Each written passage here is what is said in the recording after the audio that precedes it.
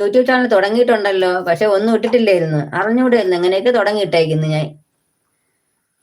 അതാണ് രണ്ടും വ്യത്യാസമാണടാ. Glycerin base എന്ന് പറയുമ്പോൾ സാധാ നോർമൽ ബേസ് ആണ്. അത് ചിലപ്പോൾ എല്ലാവരും വാങ്ങണമെന്നില്ല. ചിലർക്ക് ഗ്ലിസറിന്റെ ബേസ് പിടിക്കൂല എന്നൊക്കെ പറയും. ഞാൻ ഇപ്പൊ അത് ഒഴിവാക്കി വെച്ചിട്ടാണ്. ഇതല്ലെങ്കിൽ മറ്റേ ചാർക്കോളിൻ്റെത് വാങ്ങിക്കും.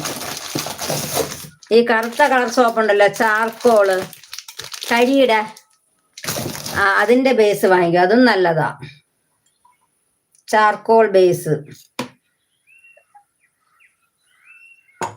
പിന്നെ ഗോട്ട് മിൽക്ക് ഉണ്ട്, അതിന്റെ ബേസ് ഉണ്ട്. അത് ഞാൻ വാങ്ങിയിട്ടില്ല, അത് നല്ല റേറ്റ് ആണ് കുറച്ചുകൂടെ. പിന്നെ ഇതിന് വേറെയൊക്കെ ഉണ്ട്, ഞാൻ ഒന്നും നോക്കിയിട്ടില്ല. അങ്ങനെ നമുക്ക് സെയിൽ ആവൂലല്ലോ, നമുക്ക് അത്രയ്ക്ക് റേറ്റിന് കൊടുക്കാനും പറ്റൂലല്ലോ. അതുകൊണ്ട് ഒരുപാട് കൂടിയത് ഞാൻ വാങ്ങിക്കൂല. കൂടുതലും ഇതും ചാർക്കോളും ഗ്ലിസറിനെ വാങ്ങിക്കുള്ളൂ.